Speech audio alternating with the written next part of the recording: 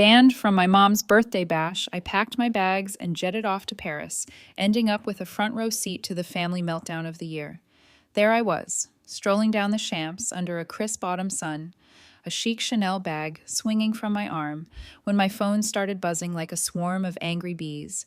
Dozens of missed calls, a torrent of frantic texts, my brother Jake, my cousins I hadn't spoken to in ages, even Aunt Linda, who still thinks smartphones are a government conspiracy. I glanced at the chaos on my screen, the messages blending into a predictable chorus of panic. Where are you? Call me now. This is a total disaster. I smirked, adjusted my new sunglasses, and switched my phone to silent. They'd wanted me out of their so-called drama-free celebration. Fine. I was out and thriving while their precious party crashed and burned. Let me rewind a bit to explain how I ended up here. I'm Connie, 38, the woman who's always been the backbone of my family, especially for my mom, Evelyn. I'm the one who moved back home to Chicago after Dad passed away 5 years ago, handling her doctor's appointments, grocery runs, and those late-night talks when she couldn't sleep. I cook her favorite lasagna every Sunday, drive her to bingo with her friends, and even helped her navigate Medicare paperwork that made my head spin. So you can imagine my shock when I got a call from Jake 3 weeks before Mom's 70th birthday party. "Hey," he said, his voice all casual, like he was ordering pizza. "Just a heads up, we finalized the guest list for Mom's bash. Had to make some cuts. You get it, right? Love you." Cuts. I stared at my phone, replaying the voicemail. Each word hit like a slap. I wasn't some flaky acquaintance or a distant relative from the old country. I'm her daughter, her eldest child, the one who's been her rock through every health scare and lonely holiday. And now I was a cut for Mom's milestone birthday, organized by my little brother Jake, a 32-year-old real estate agent who'd been dating his latest girlfriend, Sarah, for about a year. I sat in my kitchen, the one I'd remodeled myself last year, feeling a slow burn of disbelief creep through me. This had to be a mistake. I called Mom. She picked up after a few rings, her voice warm but tentative. "Hi, sweetie. What's going on?" No beating around the bush. "Mom, Jake just told me I'm not invited to your birthday party. What the hell?" A pause long enough to confirm it wasn't a glitch. "Oh, honey," she sighed, in that placating tone she uses when she thinks I'm being too sensitive. "It's just a party. Don't blow it out of proportion." Just a party. My stomach twisted, anger and hurt mixing like oil and water. "Mom, I'm your daughter. How am I not invited to your 70th birthday?" She made that sound like I was a toddler throwing a tantrum. "It's not personal, Connie. Jake wanted to keep it small and drama-free. You know how things can get with family gatherings." Drama-free. I laughed, a sharp, bitter sound. Drama-free. "Mom, I've been there for you through everything. I took time off work when you had that hip surgery. I sorted out Dad's estate so you didn't have to. I even hosted Thanksgiving last year when Jake bailed because he was too busy, and now I'm the drama." "Oh, don't be dramatic," she said, her voice laced with exasperation. "It's one day. You're making a mountain out of a molehill." Dramatic. There. It was the word that always got thrown at me, like my feelings were an inconvenience. I could see how this would unfold. Mom would downplay it. Jake would send a half-hearted text apology, and I'd be expected to smile and forgive like always. Not this time. Something snapped inside me. If I wasn't important enough to celebrate with, I wasn't important enough to worry about. I hung up without another word and opened my laptop. If I wasn't going to Mom's party, I was going somewhere fabulous. Somewhere that didn't make me feel like an afterthought in my own family. I scrolled through travel sites, my anger fueling every click. Within an hour, I'd booked a week in Paris, a luxury suite at the Ritz, first-class flights, and a personal shopping tour of the high-end boutiques. I'd always dreamed of a solo trip like this, but told myself it was too extravagant. Not anymore. This wasn't just a vacation. It was a statement. By the time Mom's birthday weekend arrived, I was soaring over the Atlantic, sipping champagne in my plush seat. I posted a photo on Instagram, me with a glass of bubbly, the plane window showing endless clouds. Caption, "Cut from the guest list, but I'll survive. Bon voyage." The likes rolled in. My cousin Mia sent laughing emojis. My best friend from college commented, "Slay queen. Take me next time." The best reaction came from Jake. A string of texts. What the hell? C. You're really skipping Mom's party over this. This is petty. Petty. I wasn't even close. I sent him a photo of the Eiffel Tower from my in-flight magazine. Then I turned off my phone. No guilt trips. For once, I was putting myself first, and it felt liberating. When I landed at Charles de Gaulle, the crisp Parisian air hit me like a breath of fresh freedom, carrying scents of fresh croissants and blooming flowers. A sleek black car whisked me to the Ritz, complete with a chilled bottle of Perrier in the back. This was already better than any family party. The hotel was a dream: marble lobby, crystal chandeliers, staff greeting me with a welcome cocktail before check-in. My suite had unreal floor-to-ceiling windows overlooking the Place Vendôme, a king-size bed with Egyptian cotton sheets, and a balcony perfect for people watching. I stepped onto the balcony, the city lights twinkling below, and exhaled. This was my time, my priority. I snapped a photo of the view and posted it. When one door closes, another opens, preferably to a suite at the Ritz with unlimited croissants. I knew it would filter back to the family. I wanted them to see what exclusion looked like when it backfired. The first full day was pure bliss. I started with room service, flaky croissants, fresh strawberries, espresso so rich it ruined every Starbucks latte forever. Then I did exactly what I wanted. No family obligations. Just me and the city of light. By afternoon, I was in a high-end boutique on Rue du Faubourg Saint-Honoré, trying on a stunning Dior dress. The saleswoman cooed in French, and for the first time in years, I felt glamorous, not just practical. Every so often, I check my phone, not to respond to family, but to savor the reactions to my posts. Mia, girl, where are you? This looks amazing. Aunt Linda, good for you. Connie should have taken me along. An old high school friend, living the dream. Invite me next. Then I saw a notification that made me smile. Jake had viewed my story. Now he was paying attention. Good. I leaned against a velvet chaise in the dressing room, sipping complimentary champagne, and thought, enjoy the party, bro. Hope it's everything you planned. But as the sun set over the Seine, my phone went nuclear. Calls, texts, notifications, stacking up like a pile-up on the freeway. I ignored it at first, assuming it was just more outrage, more guilt bait, more demands disguised as concern. Then the names caught my eye.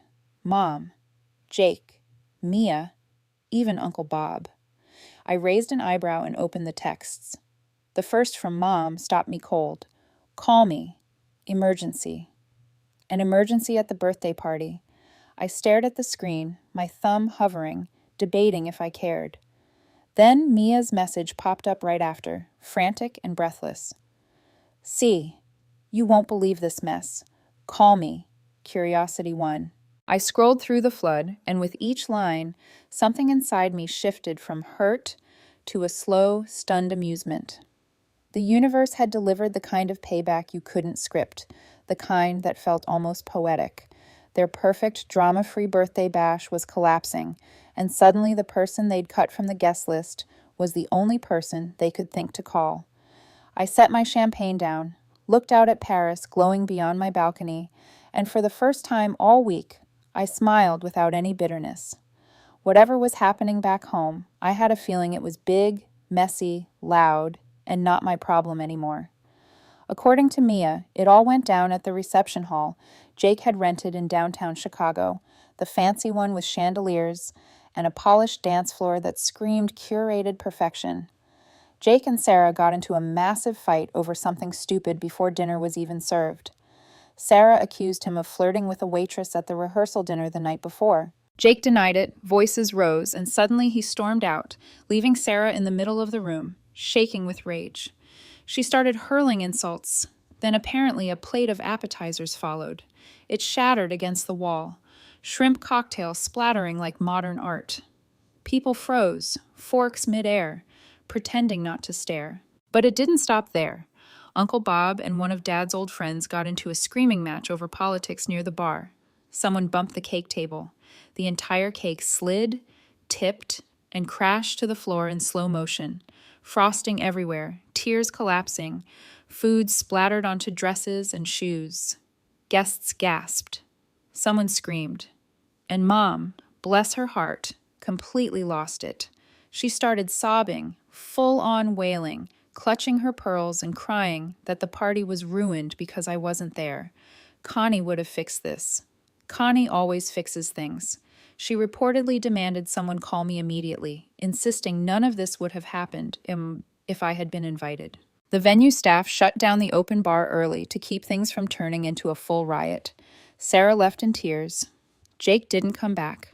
Guests awkwardly gathered their coats while trying not to step in cake. What was supposed to be a milestone celebration turned into a whispered disaster that would fuel family gossip for years. I lay back on my hotel bed, champagne flute in hand, and kept reading Mia's play-by-play like it was the best reality show I'd ever streamed. Connie, you dodged a bullet. Jake's a mess. Sarah's done. Mom's blaming everyone. Then my phone lit up again. Mom. Connie, call me now. This is a crisis. And then Jake. C. Where are you? Mom needs you. Now I mattered. Now I was essential. I could almost hear his voice. That familiar mix of panic and entitlement, like I was supposed to drop everything and rush in to save them. Nope, not today. I typed one reply to Jake. Sorry. Busy, enjoying my drama. Hope the party's a hit. Then I blocked his number. I blocked Mom's too, just in case. I set my phone to Do Not Disturb, ordered room service foie gras with a wine pairing, and sank into the tub. My family could spiral. I was in Paris, and I wasn't letting them hijack my peace. The next morning, I woke to birds chirping outside my window and the Eiffel Tower glowing softly in the early light. The air smelled like fresh bread drifting up from a bakery below. For one perfect moment, I forgot Chicago entirely. Then I checked my phone, even with blocks in place. Voicemails from unknown numbers flooded in, probably relatives borrowing phones, like it was a hostage negotiation. Against better judgment, I played one. Mom's voice, frantic and sharp. Connie, I don't know what you think you're doing, but this isn't the time for games. The party was a disaster. We need you here. I deleted it. Next voicemail, Jake sounding wrecked. Sis, please. Mom's heartbroken. You're her favorite. Call back. Deleted. Then Mia again, whispering like she was hiding in a closet. C. Jake and Sarah are done. Like done. Mom's already talking about crashing at your place when you get back. Heads up. Also, Grandma keeps saying the party was cursed without you. I actually laughed out loud. That one I saved. I tossed my phone onto the bed and stepped onto the balcony, wrapping myself in a silk robe. The sun rose higher, painting Paris in gold. Back home, my family was stepping over broken plates and bruised egos. Here, I was sipping café au lait and breathing freely. Poetic justice didn't even begin to cover it. I snapped a photo of my breakfast, croissants, jam, cappuccino foam, shaped like a heart, and posted it. Starting the day stress-free. Hope everyone's okay back home. I knew it was petty. I didn't care. I ordered another mimosa and leaned back, feeling something unfamiliar settle into my chest. Relief. I wasn't the fixer anymore. I was just a woman in Paris. By noon, I was in a private shopping session at Louis Vuitton, a stylist curating outfits just for me. A sleek black dress caught my eye, elegant and powerful, something I would never have bought before because it felt too indulgent. My phone buzzed again. This time it was my cousin Tara, the only one I hadn't blocked. C. I know you're mad, and rightfully so, but you have to hear what happened after the party. Call me. You'll love it. Tara's always been level-headed, so I stepped aside and answered. She didn't even say hello. Oh my God, Connie, are you sitting down?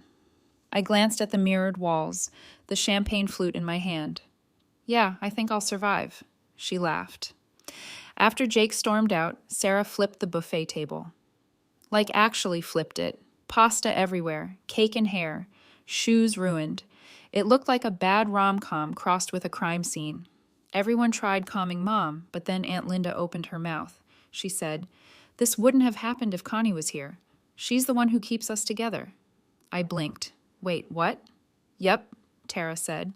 Aunt Linda went on about how you're the family glue. Then Jake yelled that it was ridiculous, and they started arguing in the middle of the mess. Grandma jumped in, screaming that the party was doomed the moment you weren't invited. She literally said, "Your absence cursed us." I laughed so hard I had to sit down. So the same family that excluded me now blamed me for not saving the day. "It gets better," Tara added. Mom called Sarah's mother to apologize. Her mom just laughed and said, "Your circus, your monkeys. Now Mom's trying to plan a redo party, but nobody wants to touch it. She's a wreck." I shook my head, smiling. "You know the best part." "What?" I sipped my champagne. "I don't care." Tara cackled. "I don't blame you. You did the right thing. Enjoy Paris." I hung up feeling lighter than I had in years. They'd wanted a drama-free party without me. They got chaos instead. I raised my glass to my reflection in the boutique mirror and toasted myself. Then I turned off my phone and kept shopping. The rest of the day unfolded like a dream. A Seine River cruise at sunset, lights shimmering on the water. A long dinner at a Michelin-starred restaurant where no one needed anything from me. At one point, I wondered if I should feel guilty about Mom. Then I remembered her dismissive sigh, the way she'd told me I was making a mountain out of a molehill. The guilt evaporated. That night, I posted one last photo, the sunset over the river, glowing and calm. Caption: "Peace looks good on me." Then I powered down again. The next morning, I woke refreshed. No anxiety knot in my stomach. No mental checklist of who needed me. Just Paris. I ordered breakfast, lingered over coffee, and finally turned my phone back on. Big mistake.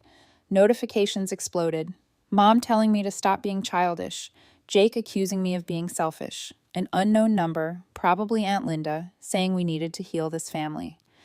I laughed, not even annoyed anymore. They'd pivoted from excluding me to demanding me, and the irony was almost impressive. Then Tara texted, "Heads up, Mom's organizing a family meeting when you get back." I stared at the message, then smiled. They really thought I'd come home, sit on the couch, get guilt-tripped, and slide right back into my old role. I typed back, "Thanks for the warning, but I'm extending my trip. They wanted me out. I'm out for good." Tara replied instantly, "Legendary.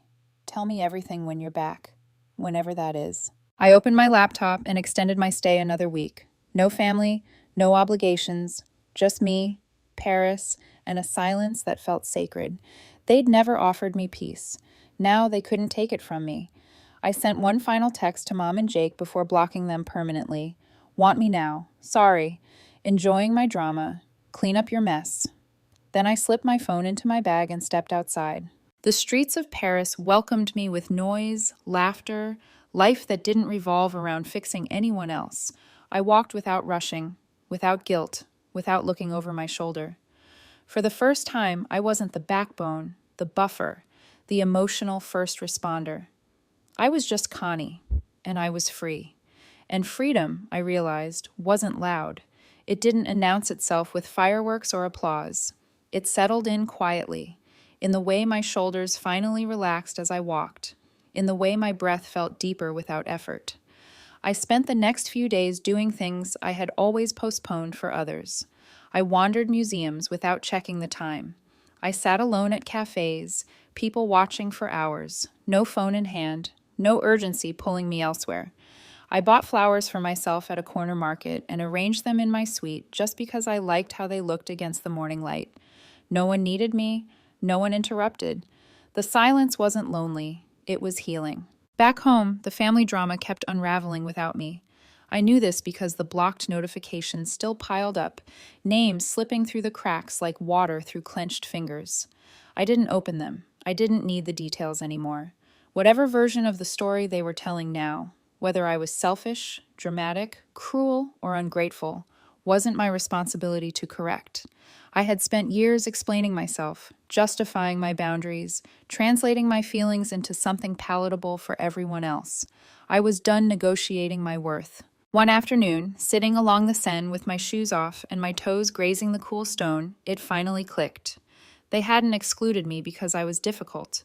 They excluded me because my presence made them comfortable. I smoothed things over. I absorbed tension. I fixed what broke. Without me, everything they'd ignored spilled out all at once. The chaos wasn't my fault. It was proof of how much weight I'd been carrying without ever being thanked for it. When my extended stay came to an end, I didn't feel the dread I used to associate with going home. I felt clear. I felt steady.